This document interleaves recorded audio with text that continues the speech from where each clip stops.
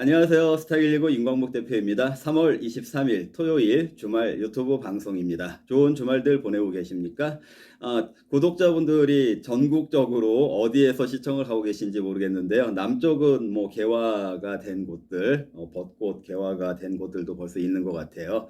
그런데 아직 간절기니까 또 이 수도권 중부 지역에 계신 분들은 낮에는 굉장히 쌀쌀하더라고요. 건강도 유의하시면서 좋은 주말 보내시기 바랍니다. 그 우리 유튜브 방송 여러분들이 그 좋은 주말을 보내는 그 시간들 중에 우리 유튜브 방송을 시청하시는 이 시간도 여러분들에게 행복한 시간이 됐으면 좋겠다라는 생각을 하고 있는데, 또 우리 유튜브 방송이 보니까 이제 표면적으로 보이는 구독자는 한 80여 명밖에 안 되지만, 또 발 없는 말이 천리가 간다는 말처럼 유튜브 보신 분들이 뭐 전달할 수도 있는 거잖아요. 그러다 보니까 가끔 이렇게 유튜브에서 제가 사용한 워딩이 어떤 지면이라든지 인터넷이라든지 아니면은 뭐 정부의 어떤 정책 기사 브리핑 같은 거에서 똑같은 워딩이 사용되는 경우들이 나오더라고요. 저는 그런 거 볼 때마다 혹시 제가 한 얘기를 이분들이 듣고 있나 보고 있나 이런 생각을 하는데, 뭐 착각일 수도 있지만, 이번에 밸류업 관련해 가지고 제가 지난번 방송에서 상속세 얘기 말씀드렸었잖아요. 상속세 얘기요. 근데 실제적으로 밸류업의 상속세 부분을 고려하겠다라고 그런 내용이 지금 나오고 있어요. 그래서 이렇게 작은 유튜브 활동이지만 그래도 이 유튜브 활동을 통해서 우리나라의 정책에 꼭 필요한 우리 증시 투자에 있어서 적어도 억울하고 기울어진 운동장에서 피해를 입는 그런 부분들은 좀 해소해 나갈 수 있는 방향에서 저도 멘트를 하고 있거든요. 이런 부분들이 점점 더 많이 그렇게 효과를 발휘할 수 있도록 여러분들께서 계속해서 지원을 해주시고 또 유튜브 시청을 많이 해주시면 좋을 것 같다라는 그런 생각도 해봤습니다. 오늘도 Q&A 가 있어요. 이제 구독자분께서 보내주신 Q&A가 아니고 그분은 이제 질문을 하신 거죠. 그 질문에 대한 제가 답변을 하는 거니까 Q&A가 되는 건데, 그 질문에 대한 내용을 하나 다루어 드리도록 하고, 또 이제 주중에 예고를 드렸던 것처럼 삼자배정에 관련된 얘기를 하자면은 유튜브 방송을 24시간을 해도 이제 부족해요. 그런데 그 부분들 중에 좀 컴팩트하게 오늘도 좀 참고가 될 만한 그런 내용들만 이렇게 추출을 해가지고 간단하게 좀 여러분들이 활용할 수 있는 그런 포인트에 맞춰가지고 한번 설명을 해보도록 하겠습니다. 제가 이렇게 방송을 하다가 이렇게 코 이렇게 만지는 이유는요. 갑자기 가려워요. 이런데 위에가. 그래서 이거 방송을 하면서 이거 참아야 되나 이렇게 하다가 가려우니까 그냥 일단 만지고 이렇게 하는데, 여러분들이 왜 만지나 궁금해하지 마시고, 그런 모습이 있으면은 뭐가 이렇게 갑자기 먼지 같은 게 있어가지고 가려운가 보다 이렇게 생각을 하시면 될 것 같아요. 그럼 먼저 질문하신 분 질문부터 한번 읽어볼까요? 대표님 안녕하세요. 가끔 말씀하시는 일정 매매가 무엇인지에 대해서 좀 구체적으로 설명을 해주셨으면 좋겠습니다. 부탁드리겠습니다. 이렇게 질문을 보내셨어요. 일정 매매가 무엇인지 궁금하다 이런 말씀을 하시는 것 같은데, 여러분들 일정 매매라는 말이 어려운가요? 별로 안 어려운 말 같은데 이렇게 질문을 하셨네요. 일정 매매라는 것은요, 제가 이제 최근에 가장 기억에 남는 일정 매매의 예가 될 수 있는 부분이, 이제 그때는 아마 유튜브를 안 하고 있을 때였던 것 같아요. 유튜브를 안 하고 있었을 때였던 것 같고, 작년 한 가을하고 연말 사이 정도 되지 않았을까 싶은데, 제가 작년 하반기부터 해가지고 에코프로가 막 150만 원, 장중에 150만 원까지 가고 그랬었어요. 근데 제가 이제 130만 원 넘어서고 그랬을 때 에코프로 진짜 이거 조심해야 된다 이런 얘기 했었었고 저는 그때 꼭 집어가지고 50만 원까지 50만 원까지 빠질 거다. 50만 원까지 빠질 거다. 그러니까 50만 원대까지 빠졌을 때나 하도록 해라 이렇게 말씀을 드렸어요. 그런데 그게 불과 진짜 얼마 안 돼가지고 한 두 달도 안 돼가지고 50만 원대까지 빠졌어요, 실제적으로. 그런데 제가 그때 50만 원대까지 빠졌을 때 무슨 말씀을 드렸었냐면은 그런데 아직은 이 에코프로의 막둥이에 해당되는 에코프로 머티리얼즈 상장이 남아 있다. 그래서 그 상장 스케줄, 말하자면 일정이잖아요. 그 상장 스케줄이 남아 있으니까 얘네들이 그 50만 원대까지 일시적으로 빠지긴 했는데 그게 계속 무너져 버리면 그 상장 스케줄마저도 흥행에 실패할 수가 있다. 그리고 이 사람들은 에코프로 머티리얼즈의 상장을 성공시켜야 하는 그런 일정이 남아있기 때문에 주가가 50만 원대에서는 다시 반등을 할 거다. 그리고 아마 70만 원, 80만 원 이 가격대에서는 한동안 유지가 될 거다. 이렇게 말씀을 드렸었고 실제적으로 50만 원, 그 60만 원 잠깐 붕괴되면서 50만 원대를 찍은 다음에 다시 올라가 가지고 70만 원대, 80만 원대에서 또 한동안 그 사이에 에코프로 머티리얼즈가 그 작년 연말이었나요? 11월이었나요? 그때 상장을 성공적으로 하게 된 것입니다. 그리고 나서 제가 이제 말씀을 드렸던 것이 그 이제 막둥이까지 상장을 시키는 프로젝트가 끝났으니까 이제 다시 50만 원대 아래로 떨어진다. 그때까지 기다려야 된다라고 말씀을 드렸었고 그게 정말로 50만 원이 붕괴됐었잖아요. 40만 원대까지 붕괴가 됐었었고 근데 지금 뭐 60만 원대 이렇게 60만 원대 초반에서 움직이고 있는데 에코프로가요. 또 이제 이 회사는 나름대로 이제 모든 일정이 이제 그 막둥이 에코 머티리얼즈까지 상장이 됐으니까 주가가 떨어지는 추세로 갈 거다라고 했는데 나름대로 막 이제 이 회사에서도 또 이런저런 그 전략 전술 이런 것들을 펼치고 있는 거예요. 그래서 뭐 그 코스피로 이전 상장을 한다라는 그런 이슈라든지 아니면은 저번에 말씀드렸던 것처럼 그 에코프로머티가 그 MSCI에 편입된다라든지 막 이런 이슈들을 이슈화 시키면서 어떻게든 뭐 지금도 그 주가가 한 60만 원대에서는 버티고 있는 중인데 저는 그리고 이제 또 삼성 SDI가 뭐 이제 그 배터리 그 전고체 배터리 얘기 나왔잖아요. 뭐 이런 것들로 이제 얘기가 나오면서 또 좀 2차 전지가 조금 이렇게 살아나는 느낌이 있으니까 아직은 이제 60만 원대에서 횡보를 하고 있는데 어쨌든 제가 말씀드리는 거는 이 주가라는 것이 그 회사가 당면에 있는 아니면은 회사가 의도적으로 기획하고 있는 그런 일정에 따라 가지고 주가가 유지가 되기도 하고 주가가 오르기도 하고 주가가 떨어지기도 하고 한다 이런 맥락에서 보는 것이 일정 매매고 제가 그래서 그때 일정 매매라는 말을 썼고요. 그리고 이제 그 외에도 이번에 초전도체 미국에 가가지고 3월 5일이었나요? 그때 초전도체가 PO 뭐죠? LK99하고 PCPOSOS라고 했죠. 그 물질 그게 초전도체 맞다고 뭐 거기 퀀텀 연구소에서 발표하고 이런 일정이 있었잖아요. 그런 일정이 있으니까 그 일정을 앞두고서 초전도체의 테마 대장주였던 신성 델타테크가 급등을 한다라든지 뭐 관련주들이 또 같이 테마를 형성한다든지 이런 것들이 일정 매매의 예라고 할 수가 있겠죠. 그런데 이제 그런 일정들이 있다고 해가지고 무조건 그 주가가 이제 테마를 형성하거나 올라가는 이런 건 아닌데 올해 같은 경우에는 그런 일정 매매들이 좀 잘 이렇게 매칭이 돼가지고 주가에 영향을 많이 주는 그런 흐름들이 계속해서 나오고 있는 건 맞아요. 그래서 뭐 어제도 제가 레고캠 바이오 방송에서 말씀드렸던 것처럼 4월 달에 있는 AACR 미국 암 학회라고 했죠. 암 학회 일정이 있으니까 관련주들이 기대감이 반영이 되고 있는 거 이런 것들도 일정 매매라고 할 수가 있어요. 무슨 얘기인지 아시겠죠?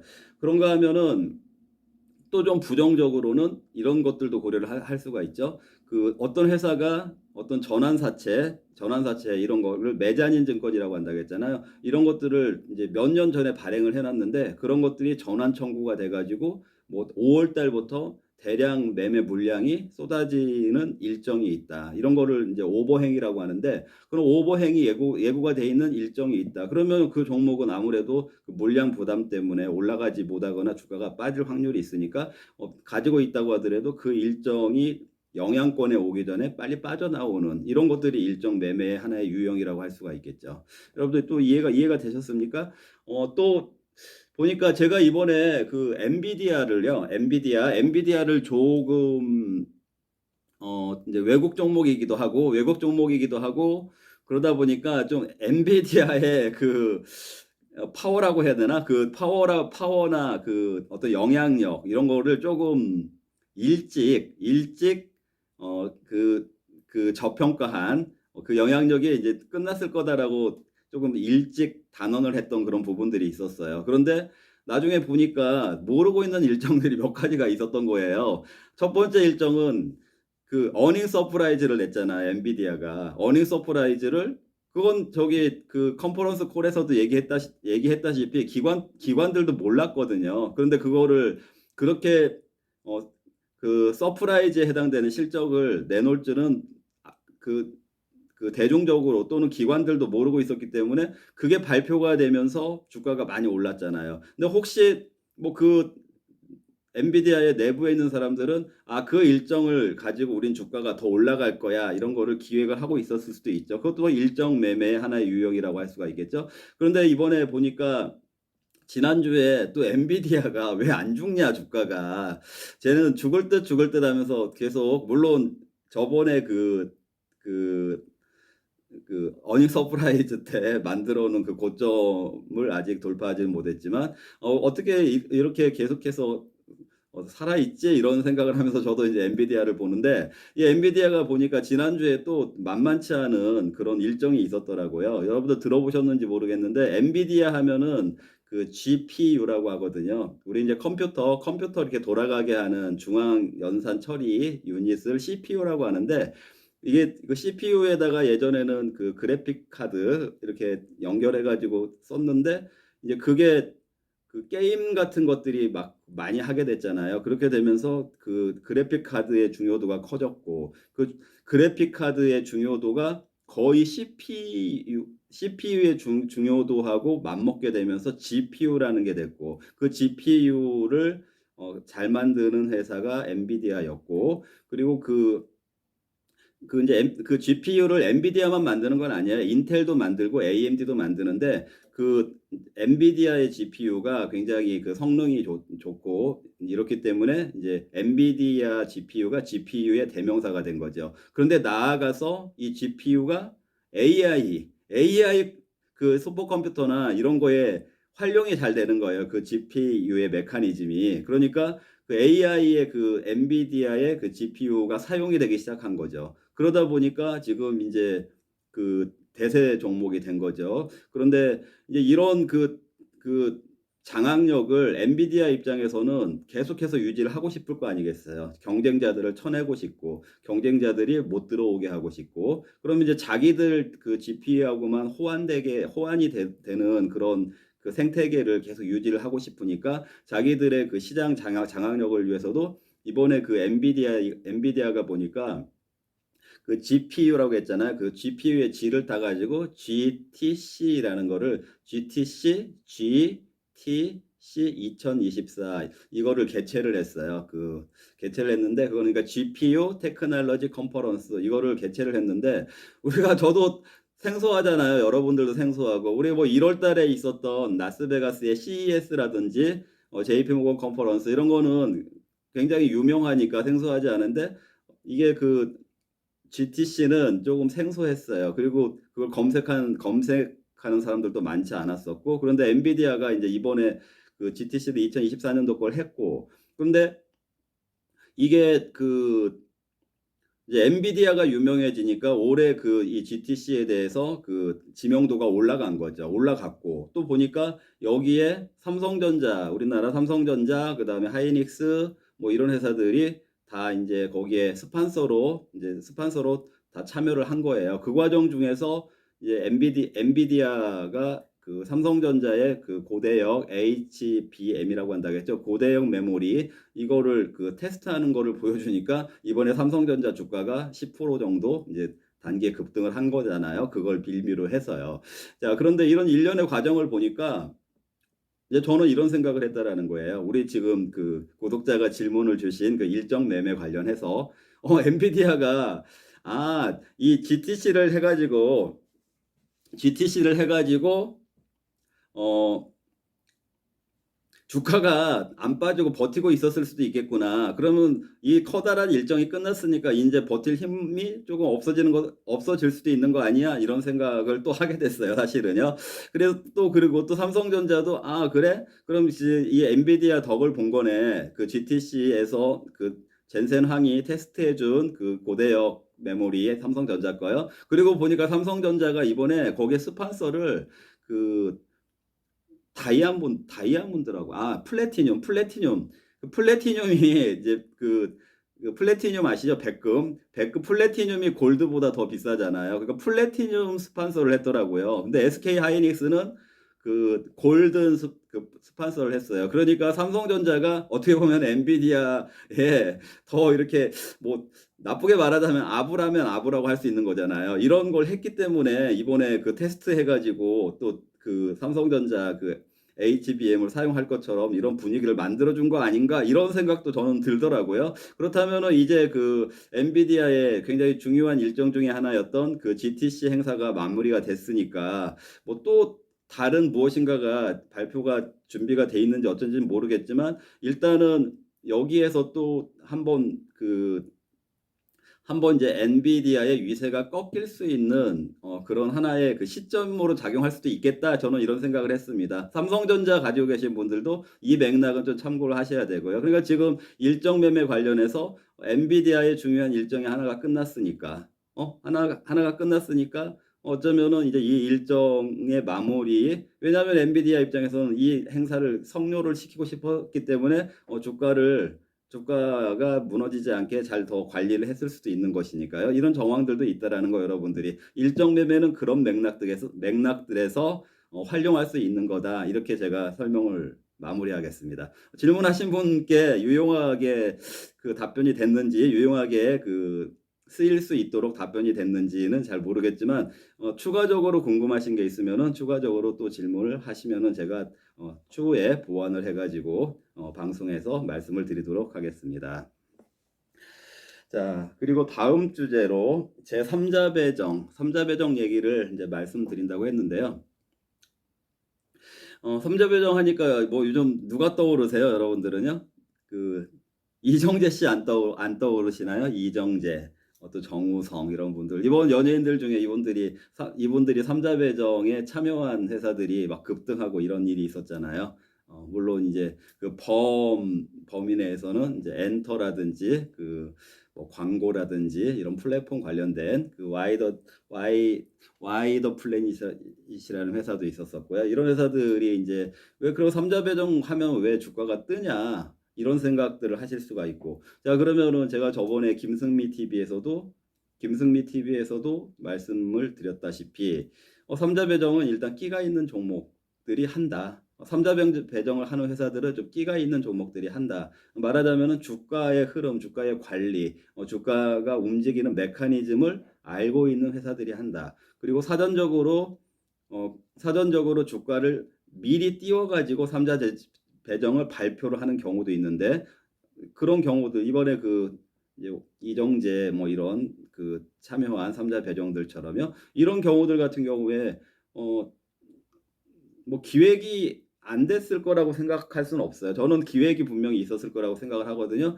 왜냐면은 3자 배정 하려면은 그 3자 배정 3자 배정에 참여하는 그 가격 유상증자 3자 배정 유상증자 가격을 결정을 해야 되니까 그 가격에 따라서 지분율이 달라지잖아요. 비싸게 사면 살수록 같은 돈으로도 적은 지분이 되는 거니까 그런 지분 고려하기 위해서 주가 삼자 배정 그 가격을 어느 가격을 맞추려면은 주가가 어느 정도 떠야 된다. 이런 계산을 가지고 하기 때문에 저는 이제 기획이라는 말을 쓰는 거고 그런 측면에서 이 삼자 배정을 하는 회사들은 끼가 있고 주가의 흐름을 잘 알고 주가 관리 이런 거에 대한 동기도 있다. 또 여기 이제 삼자 배정의 자금이 사실은 명동 자금 이런 자금들도 많이 들어가요. 그리고 이제 들어가고 또 뭐 명동 자금이 직접적으로 들어갈 수도 있지만 명동 자금에 그 담보 제공을 하면서 빌려서 들어가는 경우도 있고요. 어차피 1년이면은 승부가 나고 또 이번에 이정재 이런 것처럼 그냥 삼자 배정 공지만 한 것만 가지고도 주가가 올라가는 그런 이제 구조로 그런 그 스트럭처로 해가지고 움직이는 경우도 있으니까. 근데 어쨌든 뭐 순수하게 보이진 않는 부분들이 많이 있어요. 많이 있는데 이제 제가 그 세월을 거슬러 올라 가지고 이제 우리 IMF 때 한번 거슬러 올라가 볼게요. IMF가 발생을 했잖아요. IMF가 발생을 하니까 그때 이제 제가 사실 오늘 코가 왜 이렇게 어, 그 자꾸 만지게 되네요. 죄송합니다. 그 이제 IMF로 거슬러 올라가면은 그때 등장했던 단어들 중에 빅딜이라는 단어가 있었어요. 빅딜 그리고 구조조정 이런 단어들이 이제 그때 등장을 했었었고 제가 이제 빅딜에 의해서 탄생한 지금 우리나라의 그 잘 나가는 회사들이 그 항공우주 있잖아요. 항공우주 그 카이도 있고 그다음에 그 이제 또 그 현대로템 이런 것들도 다 그때 이제 그 구조조정으로 인해서 이제 그 전경련 주도로 해가지고 나온 회사들. 그러니까 기여한 부분이 있어요, 사실은요. 그리고 이제 그때 이 구조조정 관련해가지고 이제 IMF 때문에 뭐 대우 사태도 있었었고 그때 뭐 그 부도나고 이런 회사들이 많았잖아요. 퇴출되는 회사들이 많았으니까 그러다 보니까 이 회사들을 구조조정을 해서 살려야 된다라고 해가지고 그 외국에는 있었는데 우리나라에는 없었던 그 제도가 도입이 돼요. 그래서 이제 산자부가 있었었고 산자부 산하에 산업발전촉진법이라는 산업발전법이 그러니까 산자부 관련된 법으로 산업발전법이 있는데 그 산업발전법 산하에 구조조정촉진법이라는 법이 만들어졌어요. 구조조정촉진법이라는 법이 만들어졌고 그 구조조정촉진법으로 인해서 우리나라에 처음으로 구조조정 전문회사 제가 CRC라고 한다고 했죠. CRC 그 코퍼릿 리스트럭처링 컴퍼니 해가지고 구조조정 전문회사라는 그 제도가 도입이 됐어요. 그래서 저도 그때 이제 그 선발 CRC에서 일해보고 싶어가지고 이제 그 정경련 뭐 이제 그 벤처부 막 일어나고 이런 무렵에 이제 정경련 그만두고 이제 CRC 쪽에서 이제 일하게 됐다고 이제 말씀드렸었잖아요. 중간에요. 이제 그런 것이 있었는데 그 당시에 이제 그 CRC에서 어떤 일을 했냐면은요. 일단은 경영을 잘못했으니까 그 회사가 퇴출을 당하게 된 거잖아요. 그러니까 그 부도가 났다든지. 근데 부도가 나면은 그때는 이제 이제 화의 제도라는 게 있었어요. 화의 제도라는 게 있었었고 지금 뭐 기업 회생 그거하고 좀 비슷한 거예요. 화의 제도가 있었었고 아니면 법정 관리 이런 제도가 있었는데 이제 그 구조 조정을 하는 거예요. 그 회사들을요. 근데 일단 경영을 잘못했으니까 경영자들한테 책임을 물어가지고 그 감자를 실시하는 거예요. 감자. 너네들은 그 경영 책임이 있으니까 너희들이 갖고 있는 지분은 90% 감자한다. 90% 감자 이거 동의 안 해? 안 하면은 자금 못 넣어줘. 이런 식으로 구조조정을 하는 거예요.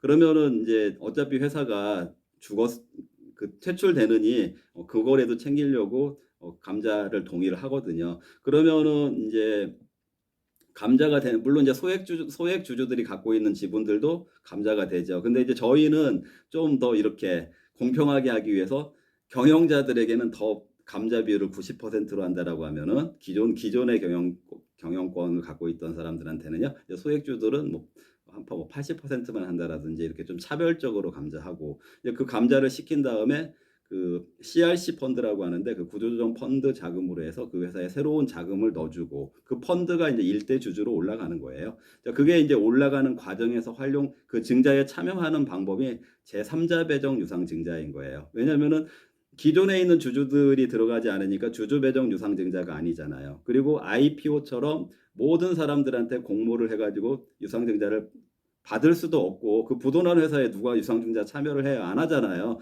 그러니까 그 일반 공모도 아니고 그러니까 이 회사를 살리기 위한 이 펀드인 CRC 펀드가 제3자 배정의 형태로 해가지고 그 회사에 주주로 들어가게 되는 거예요. 이런 이제 구조 조정을 겪는 거예요. 그런데 이제 그 당시에 그 CRC 명함을 가지고 다니면은 참참그 이제 잘 모르시니까 그때 이제 IMF 이후에 구조조정 얘기하면은 그 잘리는 거를 많이 생각했잖아요. 그 인원 감축 이런 게 구조조정이라고 생각을 해요. 그러니까 저희 같은 경우는 돈을 넣어줘 가지고 회사를 살리려고 하는 구조조정인데 재무적 구조조정인데 명함만 보고 그 인력을 줄이는 막 그런 구조조정을 생각을 해가지고 회사에 들어가면 그 회사에서 그 이제 미팅하러 가게 되면은 그 직원들 이제 일반 직원들이겠죠. 아니면 뭐 그 중견급 직원들 이런 분들이 되게 그 거부감 같은 거, 환대하지 않고 거부감 같은 거 이런 것들. 왜 우리 뭐 구조조정하러 왔다고 하면 우리 잘리는 거 아니야? 막 이런 분위기 그런 분위기도 있었었어요. 여러 가지 좀 그 오해죠. 오해였던 거죠. 오해였던 건데 그런 분위기도 있었었는데. 자, 그런데 그 제3자 배정을 하게 되면은 이제 아까 감자를 했다고 했잖아요. 감자를 하면 90% 감자를 하면은 그 주식 수가 100주였던 거가 90%로 감자를 하니까 10주로 줄어드는 거예요. 대신에 형평성을 맞추기 위해서 5천 원이었던 주가가 5만 원으로 올라가는 거예요. 무슨 얘기인지 아시겠죠? 이렇게 법이 그렇게 돼 있어요. 그러면은 그 감자 기간에 한 달 정도 거래 정지가 되거든요. 그러면은 5천 원이었던 거가 주식 수가 90%가 줄면서 한 달 후에 거래가 재개가 될 때는 5만 원에서 이제 거래가 시작이 되는 거예요. 그런데 이 CRC 펀드가 중간에 그 제3자 배정 유상증자로 들어간다고 했잖아요. 들어가게 되면은 뭐 한 그 액면가 5천 원 이렇게 들어가는 거예요. 그러면 한 달 액면가 5천 원에 들어간 이 제3자 배정으로 들어간 주가가 한 달 후에 거래가 재개가 됐을 때 5만 원부터 시작이 되니 한 달 사이에 10배가 뛰는 거잖아요. 계산상으로는요. 이게 가능했다라는 거예요. 그런데 이제 갑자기 그 삼자 배정 물량이 한 달 후에 나오니까 그때는 하한가가 15%밖에 안 됐으니까 하한가를 네 번을 맞으면 반토막이 나죠. 그럼 5만 원에서 시작한 거가 하한가 4번 맞으면 2만 5천 원. 2만 5천 원에 반토막이 난다고 하더라도 이 삼자 배정은 5천 원에 들어갔으니까 5배의 수익이 나는 거예요. 그러면 또 이제 일반 시장에서는 일반적으로 이제 이런 풍토가 있거든요.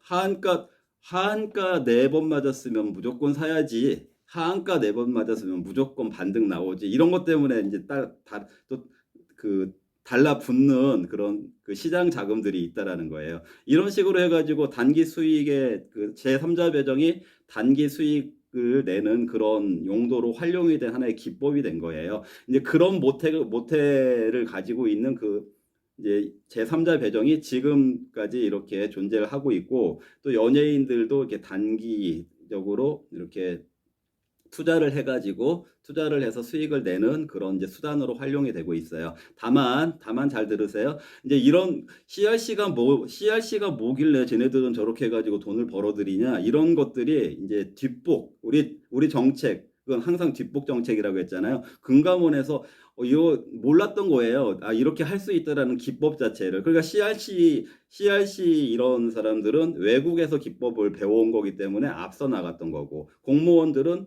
뒤에 이런 게 가능했어 이렇게 해가지고 이제 그때부터 이제 규제가 들어오기 시작한 거예요. 그래서 규제가 들어온 거가 이런 CRC 펀드나 이 제3자 배정으로 들어간 주식은 이제 아까는 그 감자하고 병행해가지고 했기 때문에 한 달 후에 팔 수가 있었잖아요. 근데 감자 그 거래가 재개되는 한 달 후부터 바로 팔 수가 있었는데 지금은 그거를 1년간 무조건 보호 예수를 해라 이렇게 바뀐 거예요. 그런데 1년간 보호 예수를 했다고 하더라도 뭐 1년 뒤에 뭐 예를 들어서 이정재가 2만 원에 들어간 거가 1년 뒤에 10만 원 돼 있다고 하면은 수익이잖아요.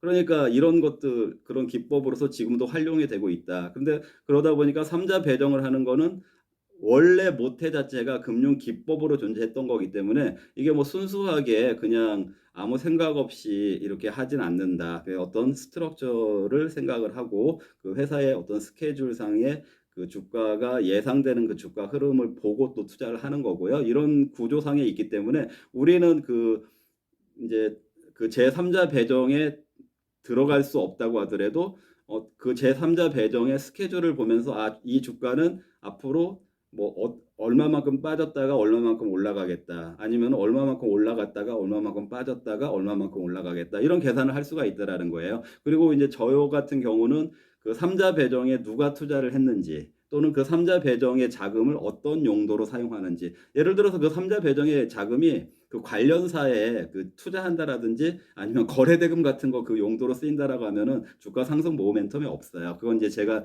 나중에 디테일하게 다뤄질 때 말씀드리겠죠. 이제 순수하게 그 재무적인 투자자가 돼가지고 그 투자자들이 들어가 있는 3자 배정이어야 되고 또 그리고 그 만약에 3자 배정 1년 후에 이제 그 주가가 얼마가 되냐가 중요한 거니까 만약에 그 재무적인 투자자로 들어갔음에도 불구하고 그 사람들이 들어간 그 3자 배정 그 유상증자 가격이 3,000원인데 만약에 주가가 뭐한 2천 원까지 빠졌다고 해보세요. 그럼 이럴 가능성도 있죠. 이 사람들은 여기서 산 거하고 2천 원 빠졌을 때 물타기 했을 수도 있잖아요. 그러면은 3자 배정으로 1년 후에 팔 수 있는 거하고 물타기 한 거하고 합해서 중간가가 이 정도가 될 수 있는 거죠. 그러면은 3자 배정으로 받았던 그 주가까지만 올라와도 물타기를 했으니까 충분한 수익이 날 수가 있잖아요. 그런 구조를 고려해 가지고 이 3자 배정을 활용하는 우리의 매수 시점을 포착을 할 수가 있다라는 거예요.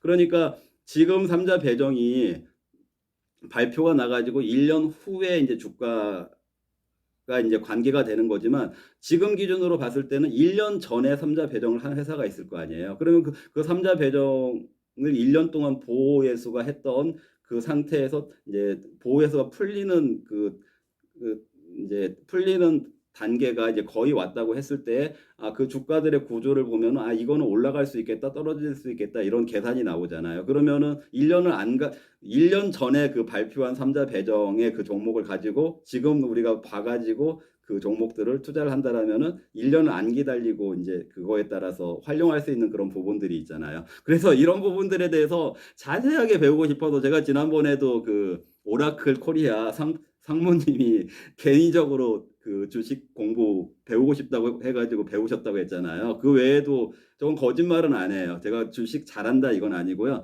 그 교육 관련해서 그 대학교 교수님들 그리고 의사분도 와가지고 배우시고 그랬어요. 이런 내용들 중에 일부를 말씀드리는 거고요. 뭐 이제 지금 내용 중에서는 뭐 그 명단이 이 명단을 보면은 이 사람들은 뭐 어떻게 잘하더라 못하더라 이런 것까지는 제가 설명드릴 수 없는 거니까 이제 그런 이게 3자 배정이다라는 거를 여러분들이 알아두셔야 된다라는 거 말씀드리는 거예요. 그래서 그 포트폴리오 관련해서 이제 저희가 이제 이른바 대박주다라고 말씀드리는 거는 이런 맥락에서도 다그 연구를 해가지고 그 일정 다 고려해가지고 아, 괜찮겠다 이렇게 싶을 때 들어가는 종목들을 가지고 하기 때문에 비교적 단기에 그뭐 그 SVIP 뭐 이런 수익이 가능하다라고 저희들이 안내를 드린다라는 것도 여러분들이 참고를 하시면 될 것 같습니다. 여러분들 3자 배정에 대해서 제가 요즘 그 증자 그 공시들이 많이 나왔고 또 며칠 전에 그 HLB 있죠? 그 이제 우리 구독자분이 저번에 문의했던 HLB도 보니까 그 HLB 테라퓨라틱에다가 3자 배정으로 해가지고 들어가더라고요. 근데 그거는 또 지금 이런 재무적인 투자하고는 조금 별개 상황인데 어쨌든 요즘 3자 배정 그 증시가 좀 좋아지니까 이제 3자 배정 공시들도 많이 나오거든요. 그래서 이런 것들을 활용할 수 있는 부분이 많이 있는 것 같아서 여러분들에게 3자 배정에 대해서 좀 이해를 시켜드리려고 오늘 주제로 잡아봤습니다. 오늘 내용 여러분들 또 잘 활용해 보시고요. 또 이제 그 보완적으로 잘 이해가 안 되는 부분이 있다 이러면 저한테 이제 연락을 주시면은 제가 또 이제 계속 매일매일 방송을 만들고 있잖아요. 그러니까 그 방송에서도 또 이렇게 추가를 해 드리면은 또 이해를 하시는 데 더 도움이 되겠죠. 그리고 인제 그리고 그 종목들 지금 소외 종목들도 많이 있고 그 종목들 그 상당 그 제일 무서운 거는 갖고 있는 종목이 뭐 회생할 수 없는 종목인 경우도 꽤 있거든요. 그러니까 뭐 주식이라는 게 '언젠가는 올라가겠지.' 이렇게 생각하는 분들도 계시는데 언젠가는 올라가지 못하는 회생 불가능의 종목들도 있으니까 혹시라도 자기 본인이 갖고 있는 종목이 '그런 종목이 아닌가.' 이런 거에 대해서 한번 검증을 저한테 받아 보시는 게 좋아요. 그래서 갖고 있는 종목 중에서 궁금한 것이 있으면은 제 010-6656-9502, 010-6656-9502 주말에도 저희는 그 종목에 대해서 이제 갖고 있는 종목에 대해서 무료 상담을 해 드리니까 궁금한 종목 있으시면은 주말 중에 문자로 문의를 하시면은 제가 yes or no 가지고 있어도 된다, 안 된다 이런 차원에서 분명하게 말씀을 드리도록 하겠습니다. 토요일 날마다는 제가 이제 평일 날은 그냥 컴퓨터 화면을 보여드리면서 유튜브를 하고 있고 토요일 날은 실제적으로 얼굴을 보여드리면서 유튜브를 하고 있다 보니까 토요일 날 또 어쨌든 얼굴 보여드리는 거니까 저도 그 주말이지만 면도도 해야 되고 그렇게 해야 되는 습관이 생기더라고요. 그런데 일본말로 이런 일본 속담이 있어요. 일본말 안 좋아하시는 분들도 계시겠지만 렌즈와 우소가나이라는 그런 말이 있는데 렌즈가 우소가나이라는 말이 렌즈가 그 렌즈니까 렌즈, 카메라 렌즈 있잖아요. 렌즈는 거짓말을 하지 않는다. 그러니까 생긴 대로 나온다 이런 말이 되겠죠. 오늘 제가 생긴 대로 나오겠지만 화면이 잘 나왔으면 좋겠다 이런 생각도 농담으로 한번 여러분들에게 해 드리고요. 그리고 주말 잘 보내시고요. 아까 말씀드린 것처럼 궁금한 거 있으시면은 꼭 연락 주시고요. 월요일 날 이제 개장 전에 다시 제가 뵙도록 하겠습니다. 어제 보니까 미국 증시는 또 역시 그냥 보합으로 끝났고 또 워딩이 이제 워딩 제가 사용했던 것처럼 이제 시황에도 뉴스 시황에도 이제 미국 증시도 좀 고점 부담 뭐 이런 거 힘이 좀 빠져 이런 워딩이 또 나오더라고요. 그래서 저는 제가 어제 우리 장마감에서 벌써 좀 힘이 없어 보인다 이런 얘기 썼잖아요. 근데 어제 이제 오늘 새벽이자 새벽 시황들 보니까 미국 증시가 좀 이제 힘이 없어 보이는 부분, 고점 부담 이런 거에 대해서도 좀 인식이 되는 그런 시황들도 나오고 있는 것 같아요. 자, 월요일 날 뵙겠습니다. 좋은 주말 보내십시오. 감사합니다.